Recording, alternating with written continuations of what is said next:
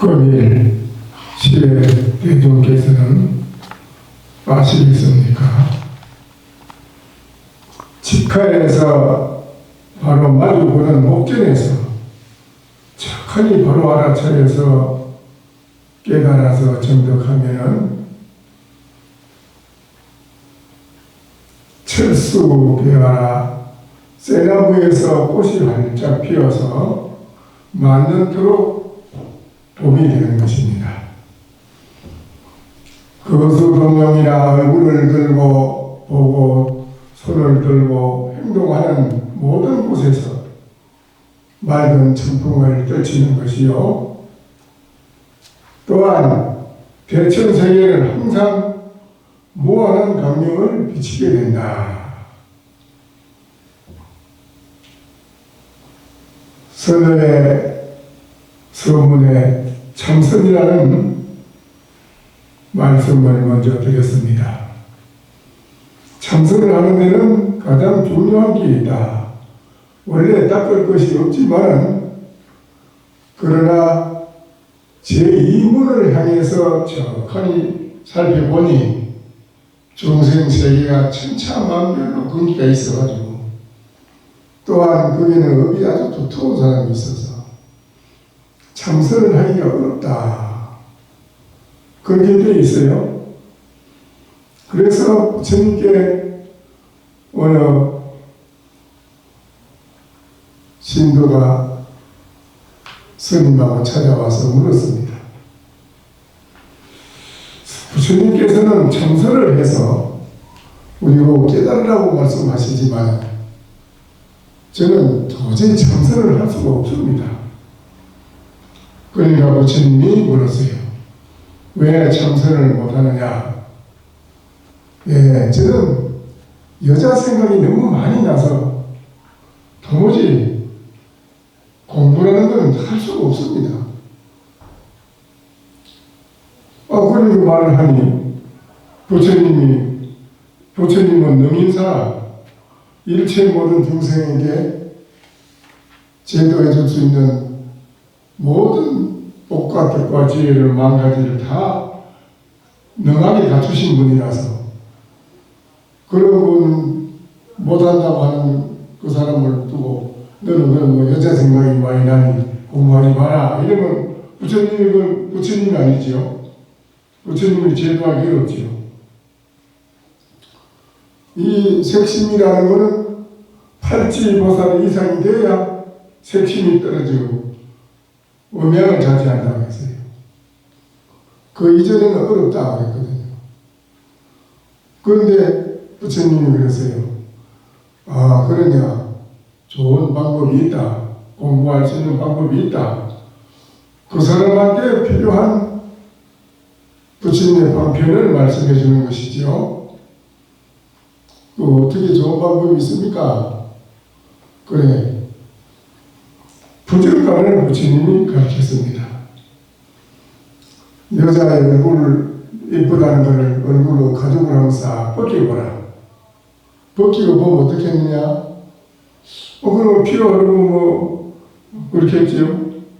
그 피가 흐르고 모양이 별로 예쁘게 보이는 건 없어지겠지?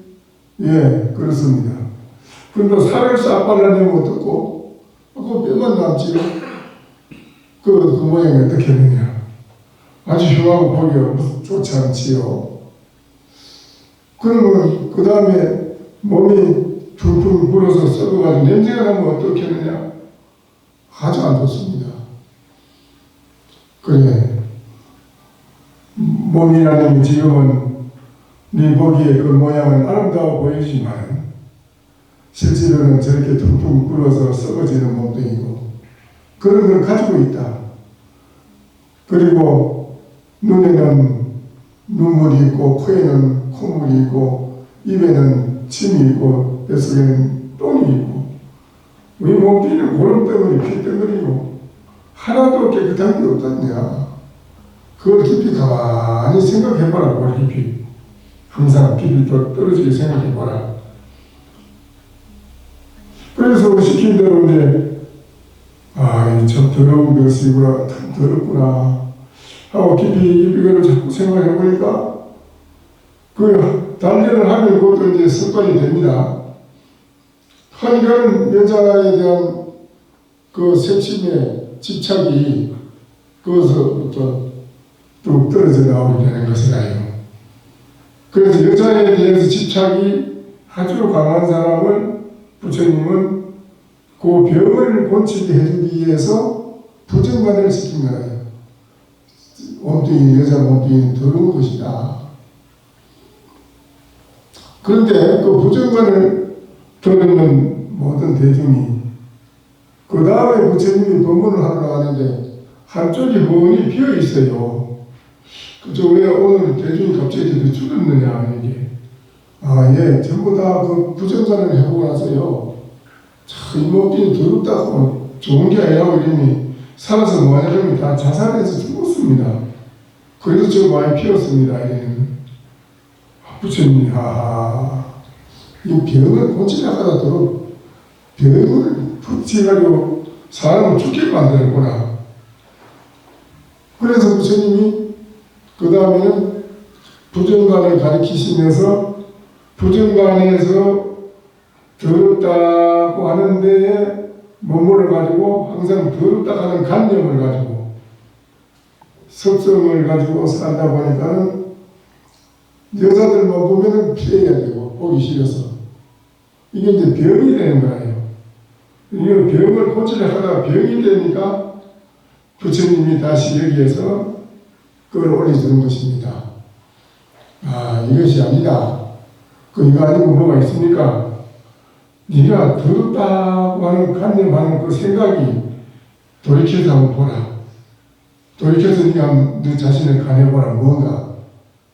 그때 이제 비로소 자기 자신이 더럽다고 하는 긍정하는 그 마음 자체를 돌이켜서 모시고 돌이켜보니까 해석하다 보니까 거기에서 더럽다 하는 관념에서 벗어나게 되는 거예요.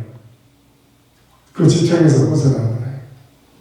벗어나서 이제 내가 참 무엇인가라는 그 이목고 화두로 제대로 들어가게 되는 것입니다.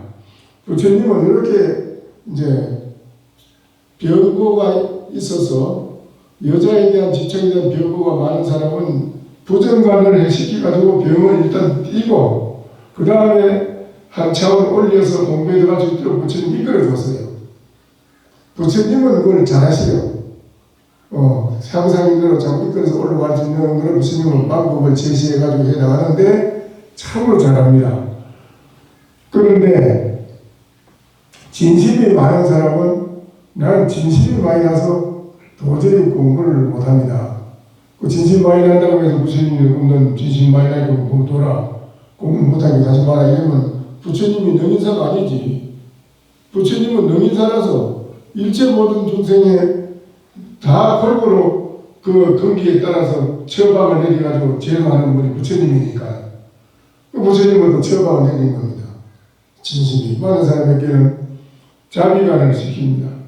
너 부처님 얼굴을 아주 웃는 아름다운 웃는 얼굴을 한번 돌이켜서 가내보라. 그래서 진심으로부터서 벗어나면 그 다음에 다시 한 계단 끌어올려서 네가 거기에 머물러 있지 말고 다시 네 자신이 이름이 그런 걸 보는 자체를 돌이켜서 깊이 가내보라. 또 부처님은 그걸 그래 시키죠. 그래서 부처님은 자꾸 향상인으로 이끌어올리고 깨달음으로까지 이걸 올려주는 분입니다. 부처님은. 그래야지 또 그다가 이제 망상이 많습니다. 나는 번에 망상이 많아서 공부 못합니다. 참선이 안 됩니다. 그러니까 부처님이 그 사람에게는 수식관을 너 숨쉬는 건 알 줄 알지? 예, 난 숨쉬는 건 알 줄 알죠. 숨쉬는 거는 부담을 안 느끼지? 그건 안 느끼죠. 그래, 숨쉬는 건 부담을 안 느끼잖아요. 근데 숨을 들으셨다 내쉬다 하면서 하나 둘 그걸 시간이면서 가려보라. 그러니까 그걸 쭉 하니까는 번외 망상이 조용히 잠잔다니까. 그 조용해진 게 고요한 데 빠져있으면 만년 고요한 데 빠져 있어야 돼요. 그 다음에 나가는 걸 몰라요. 그 간 자체가 그래요. 간이라는 게 깊이 간을 해들어가면 고요한 속에 깊은데 침체에 빠져있지 거기에서 다시 뛰쳐나가는 건 모릅니다. 그래서 간을 하는 사람이 고요한 마음에 빠지면 그 사람은 고요한 데 빠진 사람은 병들은 사람이다. 고요한 데 빠진 사람은 현실 생활에서 적응이 안 됩니다. 대중생활에서 적응이 안 되고 혼자 조용한 데 찾아다녀요. 그런 사람을 내가 많이 봤거든요, 과거에. 그게 잘못돼가지고. 이런 이제 병폐가 있습니다. 간법 하는 데는. 그렇게 빠진 사람을 부처님은 그 사람에게 다시 고요한 데서 빠져나오도록 만들어줍니다. 고요하다고 네가 지금 느끼는 놈이 있지? 예. 고요하다고 느끼는 그 놈이 뭔지 돌이켜보라.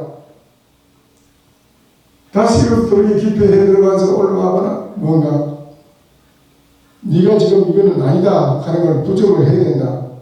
그 부정을 하고 다시 나는 무엇인가라고 돌이켜서 자기 자신을 깊이 또 참고해 들어가 봅니다. 그러니까는 그 사람은 고요하다 하는 데서 빠져나오는 겁니다. 그렇게 빠져나오지요. 그다가 또 상기병이 있는 사람.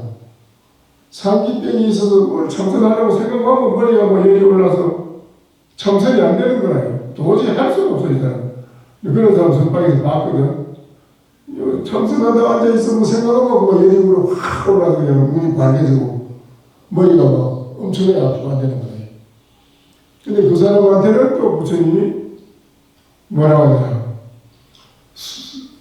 이 수시단을 하는데 숨을 들으시다가 단전으로 내리는 걸 합니다. 저 밑에 단전으로 숨을 내려가지고 모아서 다시 쑥 밖으로 토해내는 그 수식관을 부처님이 가르쳐 줍니다. 그래 하니까는 위에 있는 열이 밑으로 내려가는 거예요. 숨을 들어 마셔가지고 저기 단전으로 내리니까. 내려가지고 다시 토해내고 하는 걸 하니까는 이 위로 올라가는 열이 밑으로 내려가죠. 그래서 상기병이 있는 걸 고치게 되는 거예요. 부처님은 이렇게 이제 그 병들어서 참선할 수 없는 아주 미둔한 업이 두터운 사람, 그런 사람 이렇게 부처님 처방을 내주는 거예요. 그러다가 이제 또 재물에 대한 욕심이 많아요. 재물 무슨 또 사회 무슨 삶은 사람도 그렇지만 재물에 대한 것, 또 명예에 대한 것, 무슨 권력에 대한 이런 뭐를 가지고자 하는 자기만이 가지고자 하는 그런 욕심이 꽉 차 있어서 도무지 안 되는 사람 어쩌느냐. 부처님이 그게 무소유 무상관이라, 무상에서 무소유라, 소유 인체 우리는 가진 바가 없는 무소유관을 가르칩니다. 부처님이 무소유관을. 그래서 모든 욕심에서부터 뛰쳐나오는 거, 그 욕심에 대한 병을 고치는 거, 그걸 또 뛰게 만들어줘. 그러나 부처님이 그래야지. 요사이 우리 지구상에 어느 나라 뭐 미얀마니 남방이 무슨 뭐저 감독관들이 하지만 이끌어주는 스승이 없습니다. 그래서 온 사람들은 그냥 한 군데 빠져라 그런 것들이 있지 부처님처럼 끌어올려줘가지고 깨닫게 해주는 거 없습니다. 나는 보지를 못했습니다. 그래서 이러한 간법을 통해서 가는 것이 바로 선조에 말하자면 중요한 요체가 있다. 공부하는 요점이 있다. 뭐냐? 마치 망과 망, 거기 건물이 있어. 건물을 던지면 고기를 잡잖아요. 건물 속에서 고기를 같이 하려면 건물에는 끝에 위에 왕궁은 쇠가 달려있어요.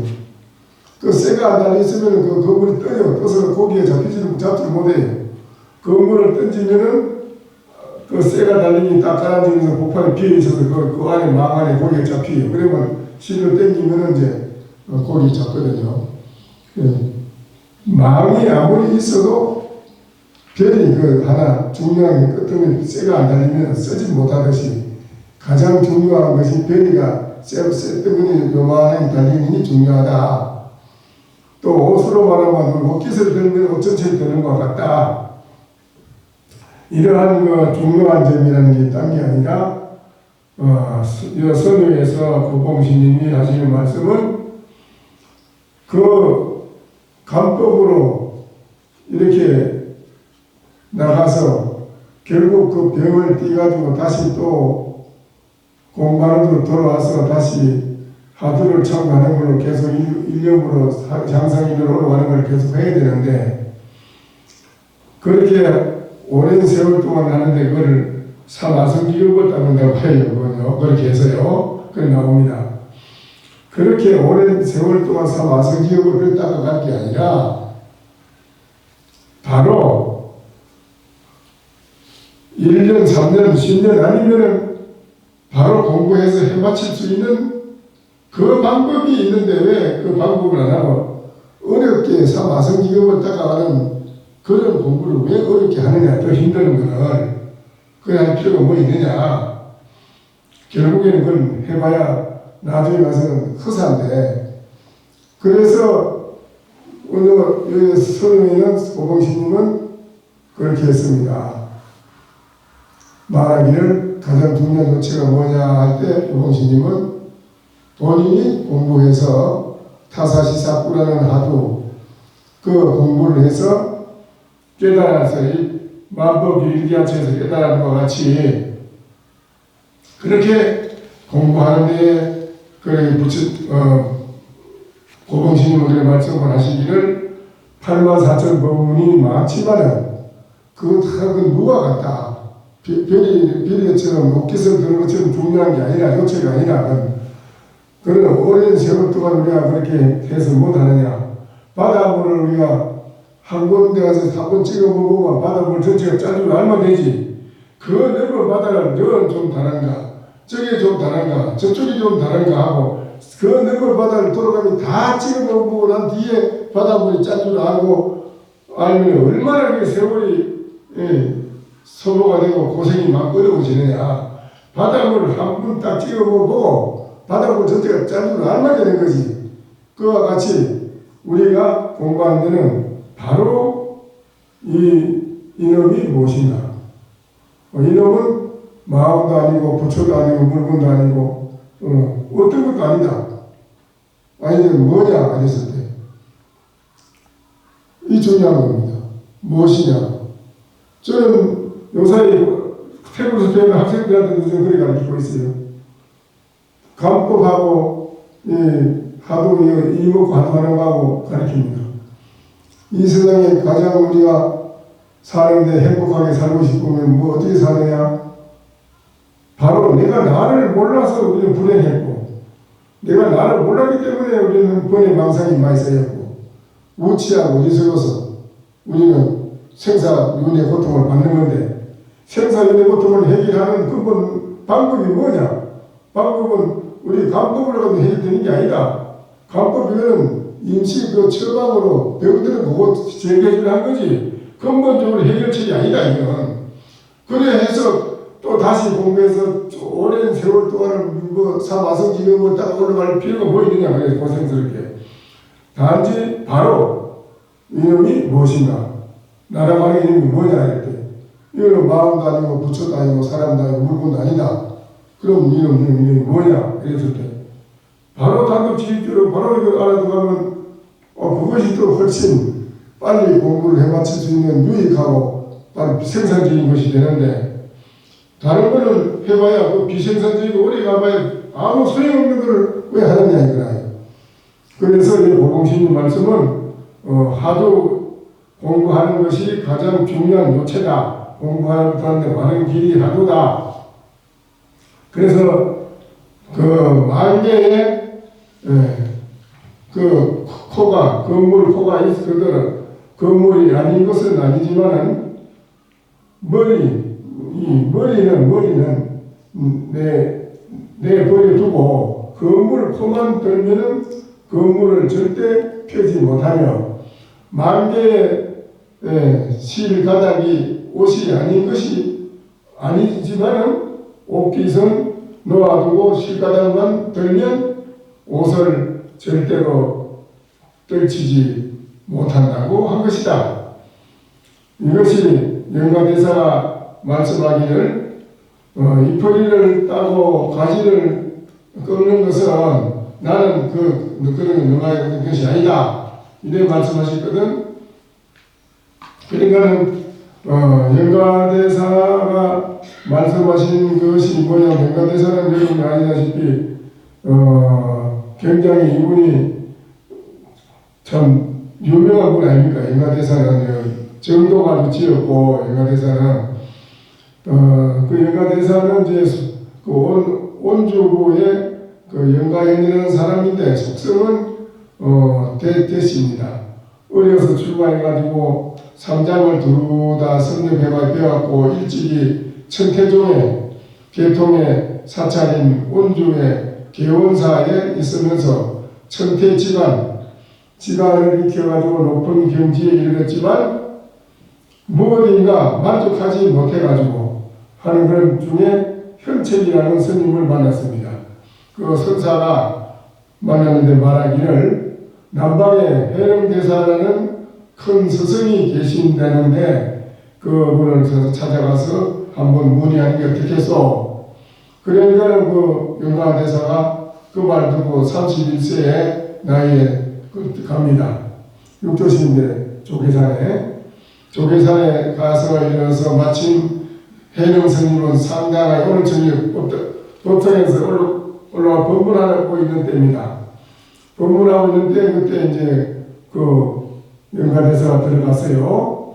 들어가서 석장을 딱 들고 들어가서 법상을 세 바퀴 돌고 법상을 세고 탕탕 치고 딱 앞에 서가 있으니까는 그 육조신님이 물은 겁니다. 어떠시 왔기에 이렇게 도도하냐? 이 아만을 그리 부리는가? 나고 죽는 일이 크고 아주 무상해서 너무 빠릅니다. 이렇게 대답을 합니다. 그러니까는 그렇다면 남이 업성을 체험해서 어찌 빠름이 없는 도리를 깨닫지 못하는고 육조신이 이러니까는 그 영가대사가 그럽니다.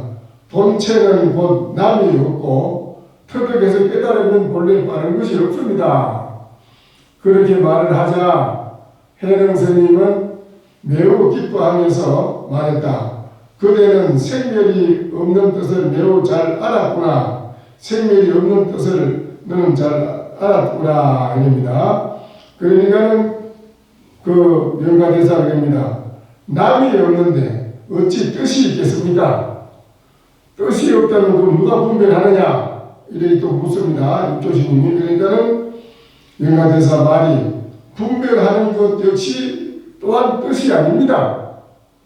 그럼 해령 스님은 이 대답을 아주 듣자 말자 1,000명이나 되는 대중 가운데 앞에서 그렇고 그렇다라고 인가를 해주면서 옳다라고 하면서 아주 대중들한테 이 영가대사를 극칭찬을 했습니다.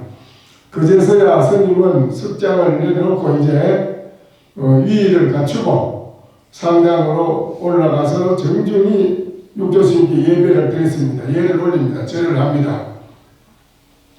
예배를 하였다. 그런 다음에 바로 해령 스님에게 하직 인사를 하고자 하자 해령 스님께서 섭섭하게 하시면서 섭섭하다고 하시면서 말씀하셨다. 왜 그리 빨리 돌아가려고 하느냐?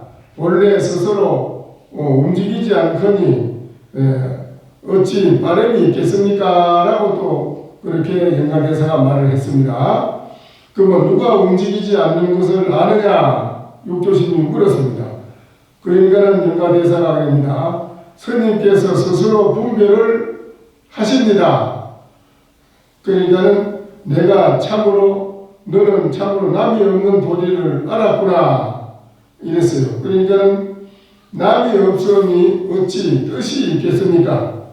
너는 남이 없는 뜻을 바로 알았구나 하니까는 남이 없는데 또 무슨 그 뜻이 있겠습니까? 이렇게 영가대사가 대답을 하네요.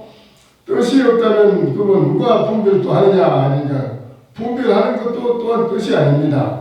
스님의 대답을 들은 해령 스님은 선상에서 직접 내려와서 오셔서 그 영가대사 등을 어루만지면서 말씀을 했다. 참으로 잘하고 옳다, 옳은 말이다. 그렇게 칭찬을 합니다. 그래서 창과 방패를 들었구나. 너는 참으로 창과 방패를 들은 사람이구나. 섭섭하니 하룻밤만 묵고 가거라. 그래서 이제 그 스님은 그날 밤 스승과 함께 지내고 다음날 하직을 구했다.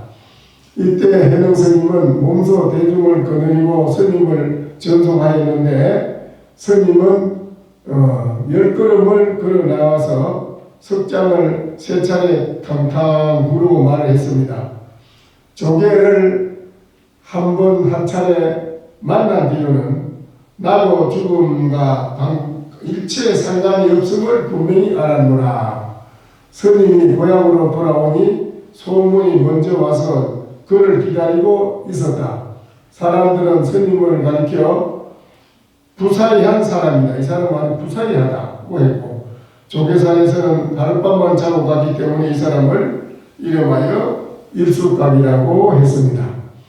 그래서 이 영가대사는 이 하는 말이 우리가 공부하는데 왜 이파리를 따고 가지를 끊느냐, 이렇게 여러 가지 84,000 길이 많이 있지만 그 다른 길은 다 그게 이파리를 따는 가지를 끊는 거다. 영가대사 말은 이 말이거든요.